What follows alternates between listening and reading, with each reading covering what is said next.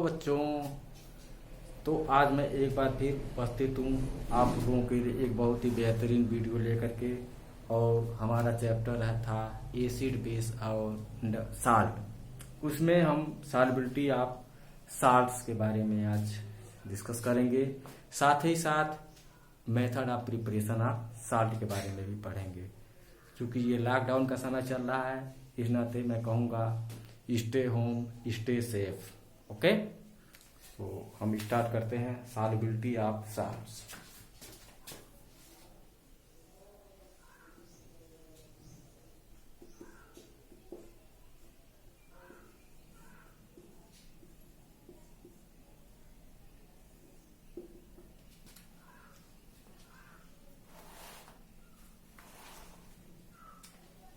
तो मेरे प्यारे बच्चों, जितने भी सोडियम, पोटेशियम और अमोनियम के साल्ट होते हैं वे सॉल्युबल होते हैं। Okay, all salts of sodium, potassium and ammonium. Okay, all salts of sodium, potassium and ammonium are soluble. Are soluble means soluble in water. Okay. For example, NaCl, K2SO4,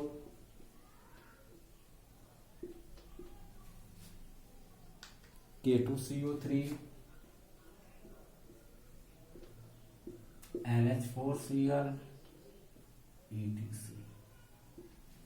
sodium, potassium और ammonium के जितने भी salt होते हैं सब soluble होते हैं। Okay, alkali है ये, सोडियम, पोटेशियम और अमोनियम। ओके, सॉल्युबल होते हैं। दूसरा, all chlorides are soluble. All chlorides are soluble. Okay, example देखेंगे तो ZnCl2 ये सॉल्युबल क्लोराइड है, CaCl2, CuCl2 ये सभी सॉल्युबल क्लोराइड है। और एक्सेप्शन, इनसॉल्युबल जो होते हैं उसको अलग आप लोग को याद रखना पड़ेगा।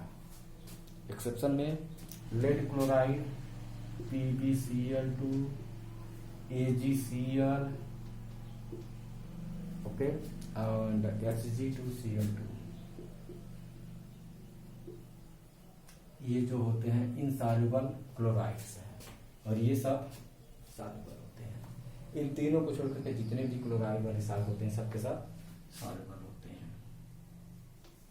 तीसरा, all sulphates are soluble. All sulphates are soluble. Okay,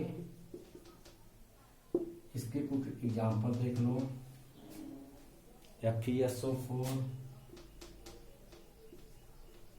CuSO4, Na2SO4। इसके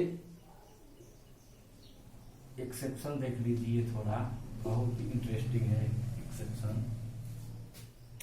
lead sulphate, barium sulphate, calcium sulphate, aluminium sulphate, ये सब जो है इनसॉल्युबल सल्फेट साल्ट होते हैं। चौथा है all nitrates and nitrates are soluble. All nitrates and nitrites are soluble. इसमें कोई भी एक्सेप्शन नहीं होता है, no exception, no exception. Okay, पांचवा, all carbonates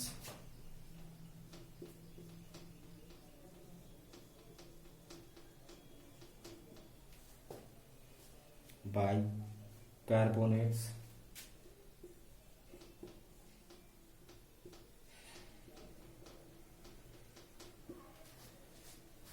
sulfides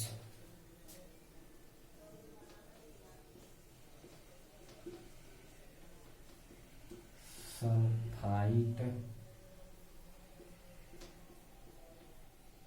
बाईसल्फाइड्स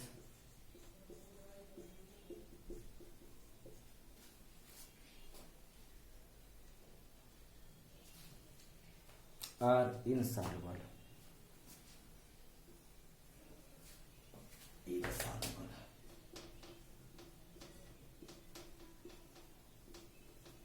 okay, insoluble except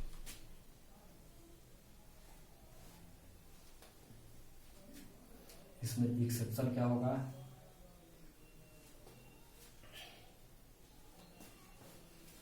sodium, potassium and ammonium salts are soluble। चाहे carbonate sodium potassium ammonium का bicarbonate हो, चाहे सल्फाइड हो, सल्फाइड हो, बाईसल्फाइड हो, सब के सब जो सोडियम पोटेशियम और अमोनियम के वे सॉल्युबल होते हैं।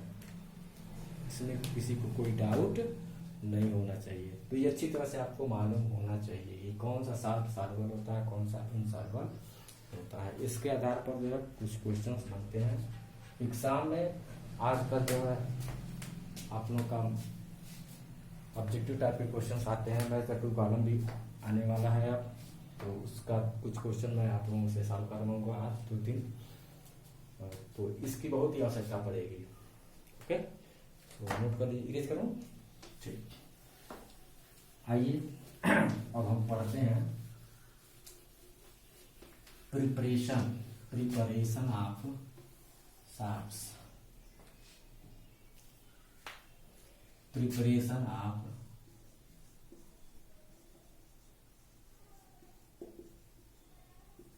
साल्ट्स। इसमें पहला हम पढ़ेंगे सॉल्युबल साल्ट्स के प्रिपरेशन, सॉल्युबल साल्ट का प्रिपरेशन। ओके, तो इसमें सबसे पहला सॉल्युबल साल्ट के प्रिपरेशन का मतलब direct combination, direct combination,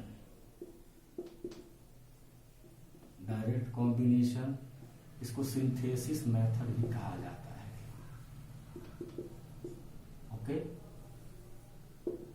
direct combination और सिंथेसिस, एलिमेंट जो होते हैं उनका डायरेक्ट रिएक्शन करा दिया जाता है। Fe+Cl2 gives FeCl3। ओके, बहुत इंटरेस्टिंग है। FeCl3 बनाने के लिए हम डायरेक्ट कॉम्बिनेशन कराते हैं। ऐसे ही सोडियम और क्लोरीन का रिएक्शन करवा करके सोडियम क्लोराइड बनाया जाता है। ओके, डायरेक्ट कॉम्बिनेशन या सिंथेसिस मेथड से। दूसरा है सिंपल डिस्प्लेसमेंट, सिंपल डिस्प्लेसमेंट,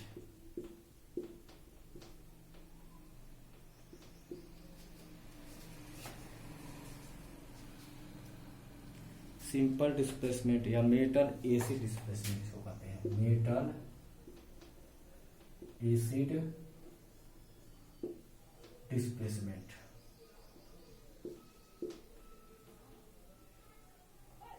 भी कहते हैं। ओके, जैसे जेडियन है H2SO4 के साथ रिएक्ट करता है, डाइल्यूट बनाता है ZnSO4। Plus H2। Okay, Fe जो है H2SO4 से डायरेक्ट रिएक्ट करता है, बनाता है FeSO4।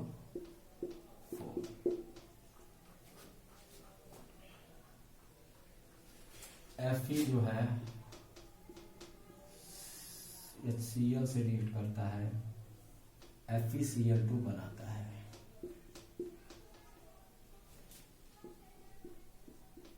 देखिए एक डिफरेंस है, ferric chloride direct combination method से बनता है, जबकि फेरस क्लोराइड जो है सिंपल डिस्प्लेसमेंट या मेटल एसिड डिस्प्लेसमेंट के द्वारा बनाया जाता है। ऐसे ही जिंक जो है HCl से रिएक्ट करता है डाइल्यूट, तो जिंक क्लोराइड बनाता है। ओके, अब तीसरा मेथड होता है मेरे प्यारे बच्चों डीकम्पोजिशन मेथड। डीकम्पोजिशन मेथड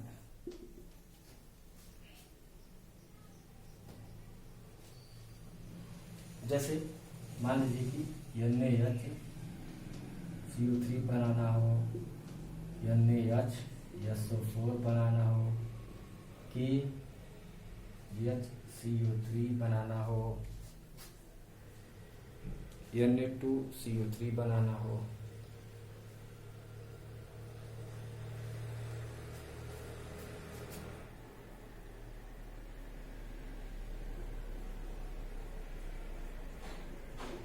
या ZnCO3 बनाना हो, तो हम डीकम्पोजिशन मेथड यूज करते हैं। जैसे मान लो NaCl हमारा है प्लस H2SO4 ले लेंगे, होगा क्या, टेम्परेचर देंगे less than 200 degree centigrade. Okay, ये यहाँ पर कॉन्सेंट्रेटेड सल्फ्यूरिक एसिड लिखा जाएगा, हो जाएगा NaHSO4 प्लस HCl, ये बन जाता है। ऐसे KNO3 plus H2SO4 concentrated heat करेंगे 200 से कम टेम्परेचर पे, तो KHSO4 बन जाएगा प्लस HNO3। ओके,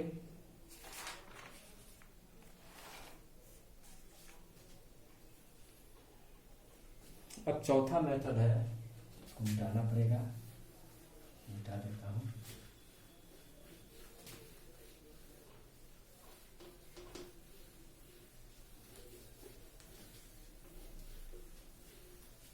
चौथा मेथड है मेरे प्यारे बच्चों neutralisation. Neutralisation NEUTRALISATION, neutralisation method से एसिड सॉल्ट बनाना। इसमें होता क्या है, acid plus base salt plus water. Okay, यदि बेस हमारा NaOH हो या KOH हो या NH4OH हो, उस स्थिति में उसको टाइट्रेशन कहेंगे। क्या कहेंगे, टाइट्रेशन, टाइट्रेशन मेथड कहेंगे। ओके, यदि बेस हमारा NaOH, KOH, NH4OH में से कोई भी हो, तो उस मेथड को हम टाइट्रेशन बोलते हैं। Okay, H2SO4 plus ZnOH whole twice means ZnSO4 plus 2H2O।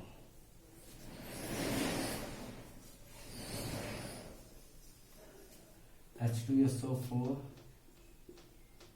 plus NaOH gives Na2SO4 plus 2H2O, इसको कहेंगे टाइट्रेशन और इसको कहेंगे न्यूट्रलाइजेशन।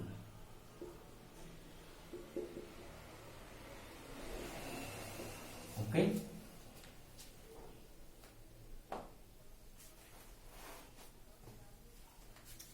तो ये रहा सॉल्युबल साल्ट बनाने का मेथड। अब हम चलते हैं इनसॉल्युबल साल्ट बनाने का मेथड पढ़ते हैं। इसको नोट कर लीजिए अच्छी तरह से, बहुत ही इंपॉर्टेंट है। मिटा दूं, ओके।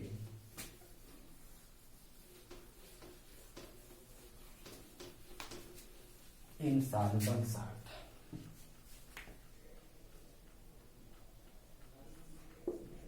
इनसॉल्युबल साल्ट बनाने की मेथड। ओके, इसके लिए भी हमारा एक मेथड है डायरेक्ट कॉम्बिनेशन,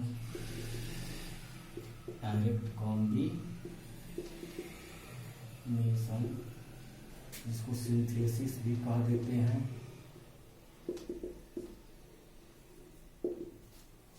ओके, जैसे एलिमेंटल आयरन है, सल्फर है, मिलकर के FeS बनाएगा। ऐसे ही एलिमेंटल जिंक है, सल्फर है, जिंक सल्फाइड बना देता है। तो डायरेक्ट कॉम्बिनेशन मेथड हो गया, सल्फाइड बनाया जाता है डायरेक्ट कॉम्बिनेशन मेथड।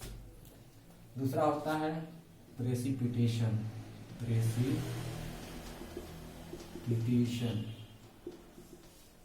या डबल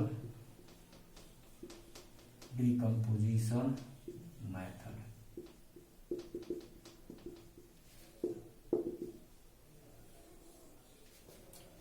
प्रेसिपिटेशन या double decomposition method.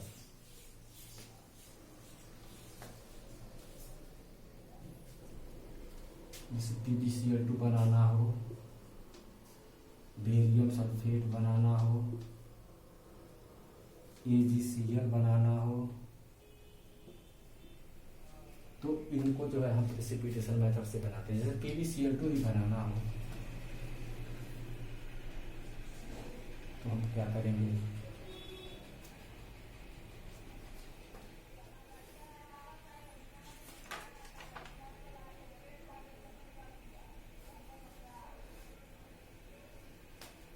Lead nitrate ले लेंगे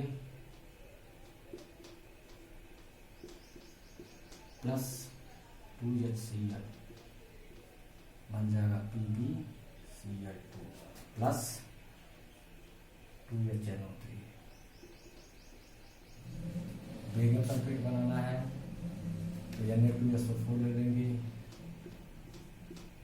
प्लस PaCl2 ले लेंगे, बनेगा BaSO4 प्लस 2NaCl। AgCl है AgNO3 प्लस HCl और AgCl प्लस HNO3। ये प्रेसिपिटेट्स है सब इनसॉल्युबल है सब। ओके, तो ये रहा बच्चों methods of preparation of some salts. इसके बाद आप कुछ क्वेश्चंस कराते हैं और ये क्वेश्चन आप लोगों को खुद ब खुद करना पड़ेगा। ओके, तो इरेज करता हूँ, एग्जाम में आने की बहुत चांसेस हैं। ओके, मिटा दूं, ओके मिटाते हैं।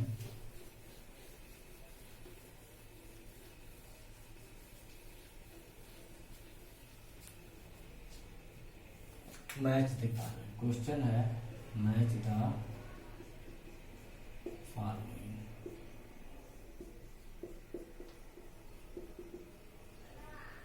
ओके, इधर है पहला NaNO3, दूसरा FeCl3, तीसरा PbCl2, चौथा ZnSO4, पांचवा NaHSO4। ओके, इधर दे रखा है सिंपल डिस्प्लेसमेंट, सिंपल डिस्प्लेसमेंट।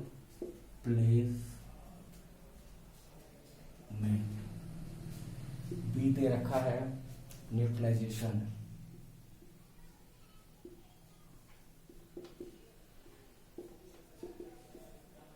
इधर दे रखा है डिकम्पोजिशन बाय एसिड,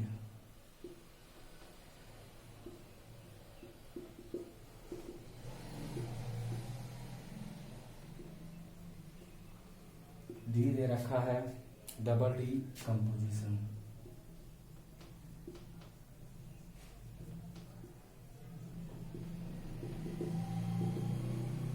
और ई दे रखा है डायरेक्ट सिंथेसिस।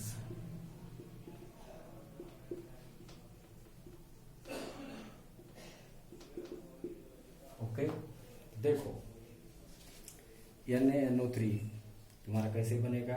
न्यूट्रलाइजेशन के द्वारा। न्यूट्रलाइजेशन यानी ले लेंगे NaOH और HNO3 रिएक्शन करवाएंगे तो NaNO3 बनेगा।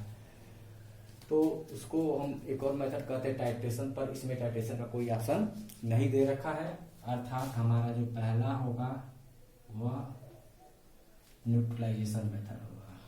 ओके, दूसरा FeCl3। मेरे प्यारे बच्चों, इसको अपने डायरेक्ट सिंथेसिस पढ़ा था, डायरेक्ट कॉम्बिनेशन या डायरेक्ट सिंथेसिस। ओके, ई हो जाएगा। तीसरा PbCl2, PbCl2 इसको आप बनाओगे डबल डिकम्पोजिशन मेथड से, डबल डिकम्पोजिशन। इन सालों साल बन रहा है तो आपका हो जाएगा डी। चौथा ZnSO4 zinc sulphate, zinc sulphate जो है बच्चों बनेगा सिंपल डिस्प्लेसमेंट से, simple displacement Zn+H2SO4 equal to ZnSO4। Okay, और पांचवा है NaHSO4। जो बचा हुआ है वही होगा डिकम्पोजिशन बाई एसिड सी। तो यह बहुत इंपॉर्टेंट है बच्चों, इस सब एग्जाम में आते हैं। दूसरा क्वेश्चन है, ये भी मैं तो वही 2 कॉलम क्वेश्चन नोट कर रहा हूँ। NH4 2SO4